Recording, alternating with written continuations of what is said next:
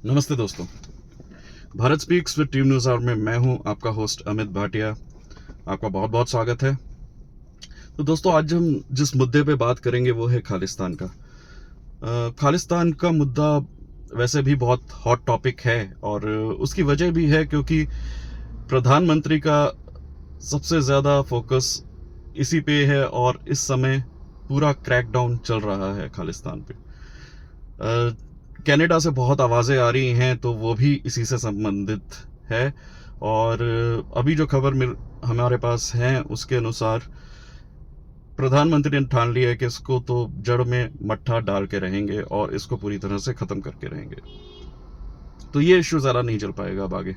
और ऐसा जाहिर भी है क्योंकि अभी जो हमने देखा इस पर्टिकुलर टर्म में, चाहे वो फार्मर प्रोटेस्ट हो, उसके बाद जो लाल किले में घटना हुई,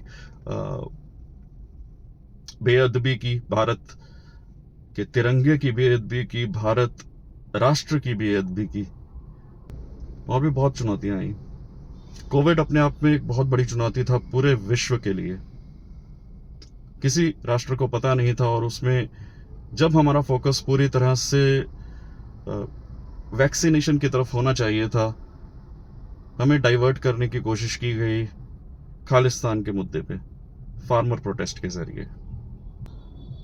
उससे पहले कश्मीर में आर्टिकल 370 हटाने के बाद वहाँ पे भी लॉ एंड ऑर्डर कंट्रोल करना था। एक इंटरनेशनल जो प्रेशर बनता है उसको संभालना था, जो कुछ इकोनॉमी पे इम्पैक्ट्स पड़ सकते हैं उनको संभालना था। तो ये सारी जो चीज़ें थी ये बहुत मुश्किल बनाती गई सिचुएशन को ओवरऑल, अगर हम इसको एनालाइज करें। इस बीच में चाइना के साथ भी बहुत सारी खींचतान चलती रही, जैसे गलवान पर एक बहुत बड़ी घटना हुई जिसमें हमारे 20 जवान शहीद हुए और कहा जाता है कि चाइना के जो जवान थे उसमें शायद 100 से भी ऊपर आंकड़ा था। और उसके अलावा देश भर में ऑपोजिशन का जिस तरह से नॉन कोऑपरेशन रहा, वो भी एक अलग स्तर पर एक नीची राजनीति दर्शाता था। वो भी ऐसे समय में जब आप बहुत सारी चुनौतियों का सामना कर रहे होते हैं। हमने उसके बाद देखा कि प्रधानमंत्री की सिक्योरिटी का ब्रीच भी होता है, जो कि अपने आप में एक बहुत बड़ी घटना थी। और उसके बाद प्रधानमंत्री ने जाते जाते ये कहना उस समय के चीफ मिनिस्टर चन्नी को कि अपने सीएम से कहना कि मैं बचकर वापस आ गया, उनका आभार, ये भी काफ़ी कुछ दर्शाता है। और कहीं ना कहीं मुझे लगता है कि इसका भी इम्पैक्ट है जो हम आज का क्रैकडाउन देख रहे हैं। आज हालांकि इसमें क्या हुआ था क्या नहीं हुआ था उसमें बहुत ज़्यादा डिटेल में नहीं जाएंगे, कयास लगाना ज़रूरी नहीं है। जैसे जैसे आगे चलेंगे हमें आई एम श्योर वो बातें भी सामने आती जाएंगी। तो ये जो फार्मर प्रोटेस्ट में एक चीज़ बाहर आई थी वो थी मोदी, शाह और डोवाल की जो तिगड़ी थी। अब उसमें आप जयशंकर जी को भी जोड़ लीजिए क्योंकि अब फॉरेन एंगल आ गया था। तो अगर आप इनको फॉलो करते हैं तो ये बख्शते नहीं हैं, आई थिंक आप जानते होंगे। और जिस बीमारी पर इनकी नज़र पड़ जाए उसको फिर जड़ से हटाते हैं, उसको जड़ में मट्ठा डालते हैं, जैसे मैंने पहले कहा। तो अब उस समय तो जब ये घटना हुई, दिन बीतते गए, उस समय जाहिर है कि रिएक्शन की इतनी अपॉर्चुनिटी नहीं थी। बहुत प्रेपरेशन करनी पड़ती है। उस समय कोविड को संभालना था, उस समय और भी बहुत कुछ करना था। तो एक लॉन्ग टर्म एक्शन प्लान बनाया गया इसके लिए, वो ज़रूरी भी था, जिसका इम्पैक्ट हम आज देख रहे हैं।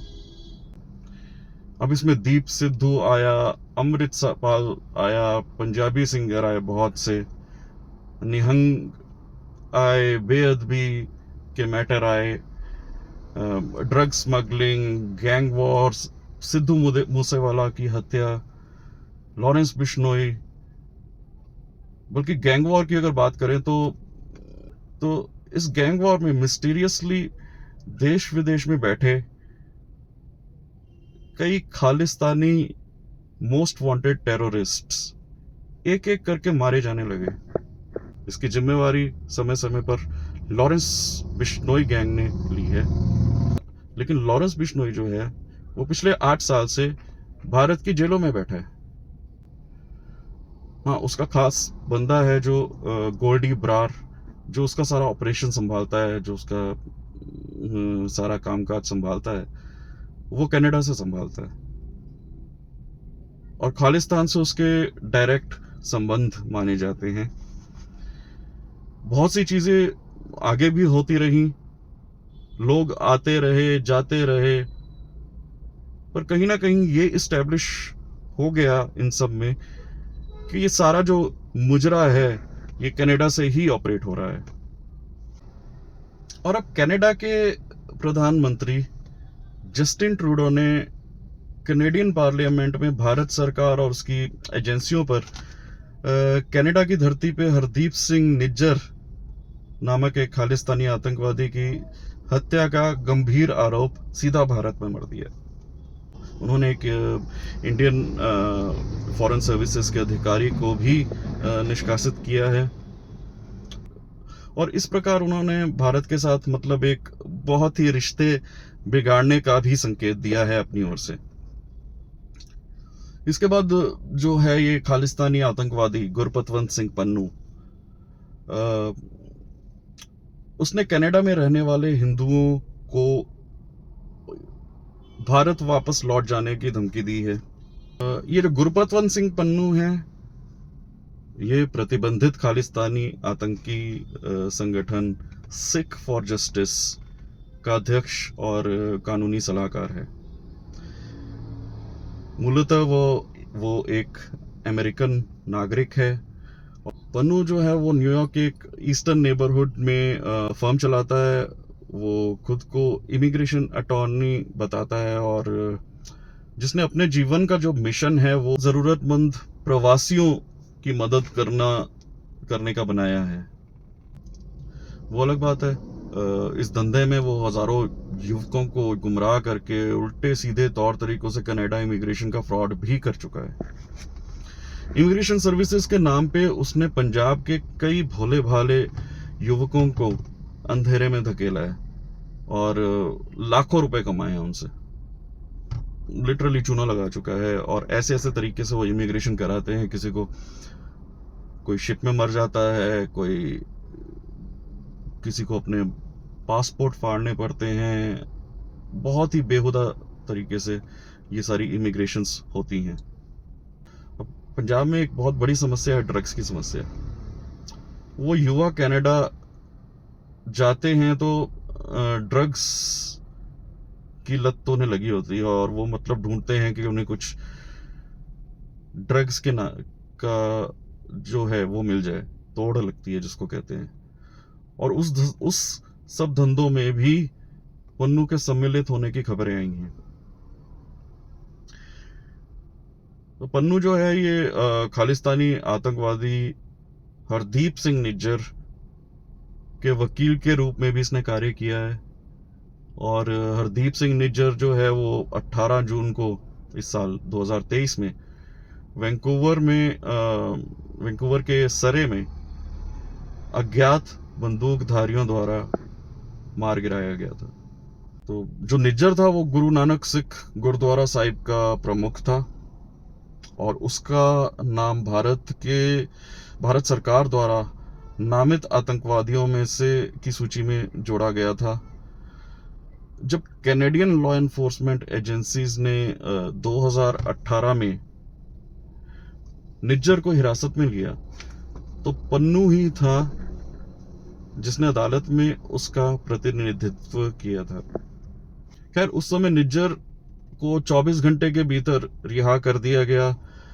निज्जर KTF जो है खालिस्तान टाइगर फोर्स उसकी ऑर्गेनाइजेशन थी। इसके अलावा निज्जर ने 1997 में इंडियन इन्वेस्टिगेशन एजेंसीज से बचने और कनाडा में प्रवास करने के लिए रवि वर्मा नाम के एक व्यक्ति की हत्या की और बाद में उसी की आईडी को ढाल बना के, नकली पहचान बना के वहां जाने में इस्तेमाल किया। इसके लिए उसने मतलब कई मनगढ़ंत कहानियां बताई, नकली शादी की, लेकिन इसके बावजूद भी कनाडा की जो इमिग्रेशन अथॉरिटीज थी, उन्होंने इसकी एप्लीकेशन को सस्पिशियस करके रद्द कर दिया। लेकिन ये किसी तरह 2007 में कनाडा का नागरिक बनने में कामयाब हो गया। इस संबंध में यह उल्लेखनीय है कि निज्जर केवल एक राजनीतिक कार्यकर्ता नहीं था जो एक अलग खालिस्तान का समर्थन कर रहा था। वास्तव में वो अतीत में चरमपंथी गतिविधियों में खुले तौर पर लिप्त था और भारत सरकार कई वर्षों से कनाडा सरकार को उसकी गतिविधियों के बारे में सचेत कर रही थी। तो खालिस्तानी आतंकवाद में निज्जर की जो भागीदारी थी वो जब्बर सिंह तारा के नेतृत्व में, जो बब्बर खालसा इंटरनेशनल में उसकी सदस्य के साथ शुरू हुई थी। बाद में खालिस्तानी आतंकवादी था अर्शदीप सिंह डाल्ला, जिसके साथ निज्जर ने खालिस्तानी टाइगर फ्रंट नामक ये समूह खड़ा किया था हत्यारों का। इस समूह ने 2014 में भटिंडा में मनोहर लाल की हत्या की। फिलौर में एक हिंदू पुजारी थे, उनकी हत्या की। शक्ति सिंह नामक एक व्यक्ति था, उसका अपहरण, और भी बहुत सारी हत्याओं के प्रयास और हत्याएं इसने करी थी। दिसंबर 2015 में हरदीप निज्जर ने mission hills, British Columbia, Canada में एक आतंकी प्रशिक्षण शिविर का आयोजन किया था। अच्छा, और इसमें AK-47 राइफल्स, स्नाइपर राइफल्स और पिस्तौल फायरिंग में मनदीप सिंह धालीवाल, इनको नोट करिएगा जरा, और अन्य कट्टरपंथी युवाओं को प्रशिक्षण प्रदान किया। वास्तव में 2016 में ही भारत सरकार ने कनाडा के पासपोर्ट नंबर QK139247 के साथ निज्जर द्वारा चलाए जा रहे आतंकी शिविर के बारे में भी सूचित किया था। ये इस तथ्य के बावजूद था कि शरण के लिए उसकी जो अपील को अदालतों द्वारा बार बार ठुकरा दिया गया था, और संयोग से इमिग्रेशन लॉ का जो विशेषज्ञ है पन्नू, वो ही इसका वकील भी था। तो आप देख सकते हैं कि किस तरह से ये तीन लोग, मनदीप धालीवाल, पन्नू और ये निज्जर जो है, ये आपस में कोलैबोरेटेड हैं। अच्छा, अब सितंबर 2014 में न्यूयॉर्क स्थित खालिस्तानी जो है पन्नू, उसने संयुक्त राष्ट्र महासभा, जो UNGA होती है, यूनाइटेड नेशंस जनरल असेंबली, उसमें भाग लेने के लिए शहर में अपनी यात्रा से पहले प्रधानमंत्री नरेंद्र मोदी जी की जब वहां पे स्पीच होनी थी, उसमें गुजरात 2002 के दंगों का आरोप लगाते हुए उसने मुकदमा भी किया था। हालांकि सुप्रीम कोर्ट द्वारा नियुक्त विशेष जांच दल ने इसकी भारत में PM मोदी को 2002 के दंगों में तो कब से साफ चिट दे दी है। तो अब जो कनाडाई नागरिक है हर्षदीप सिंह निज्जर, जिसका ट्रूडो आज बचाव कर रहा है, एक ज्ञात आतंकवादी है जो कनाडा की धरती से संचालित होता है। यदि कुछ भी हो तो ट्रूडो वो है जिसे भारत सरकार को कनाडा की धरती से भारत में उकसाने वाली भावनाओं को भड़काने वाले भारत विरोधी, हिंदू विरोधी समूहों का समर्थन करने के बारे में साफ करने की आवश्यकता है। अब भारत सरकार की रिपोर्ट के अनुसार मनदीप सिंह और निज्जर दोनों ने आईएसआई के साथ हथियारों के प्रशिक्षण के लिए पाकिस्तान का लगातार दौरा भी वो करते आए हैं। विशेष रूप से 2014-15 में WSO वर्ल्ड सिख ऑर्गेनाइजेशन ने एक संघीय चुनाव से पहले ट्रूडो के लिबरल पार्टी अभियान की मदद की थी। इससे ये विश्वास करने का कारण बनता है कि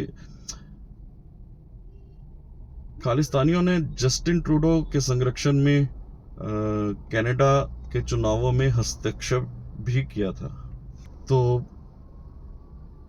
ये निज्जर जो मारा गया है, इसका वीडियो भी एक सामने आया है सोशल मीडिया में, जिसमें जो पुनीत साहनी ने रिलीज किया है, जिसमें ही इज क्लेमिंग कि इंदिरा गांधी की मौत का जश्न मना रहा है जनरल वैद्य, और पंजाब के सीएम बेअंत सिंह जी को भी जिसने मारा था उनका गुणगान कर रहा है उसमें, बब्बर खालसा का।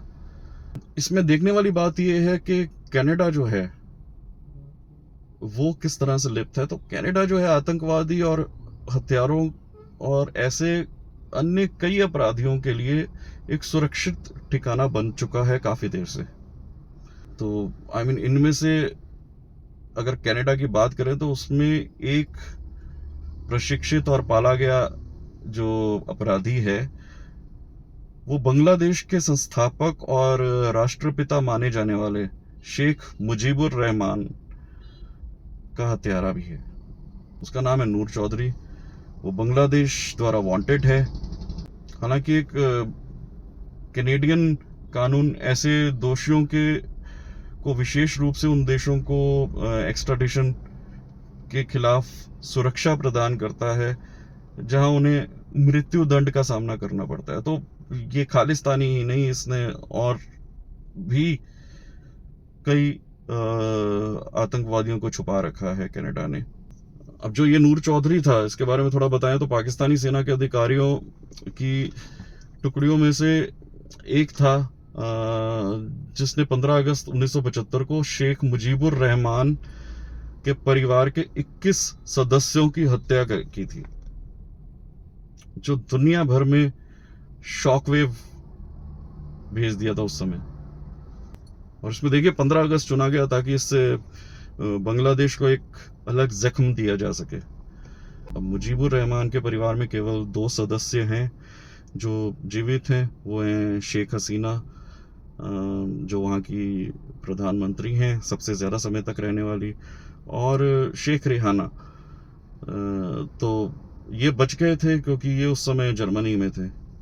इसमें नूर चौधरी को दोषी ठहराया गया और 2010 में 11 अन्य संदिग्धों के साथ अनुपस्थिति में मौत की सजा सुनाई गई।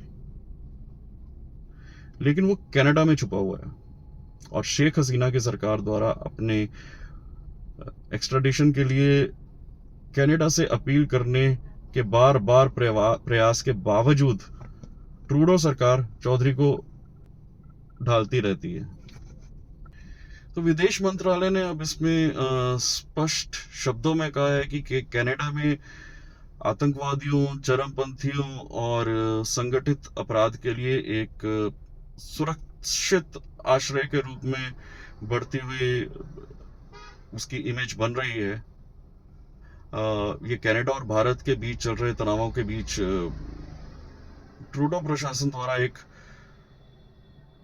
वरिष्ठ भारतीय राजनयिक को निष्कासित करने और भारतीय एजेंटों पर खालिस्तानी आतंकवादी हरदीप सिंह निज्जर की हत्या का आरोप लगाकर आया था।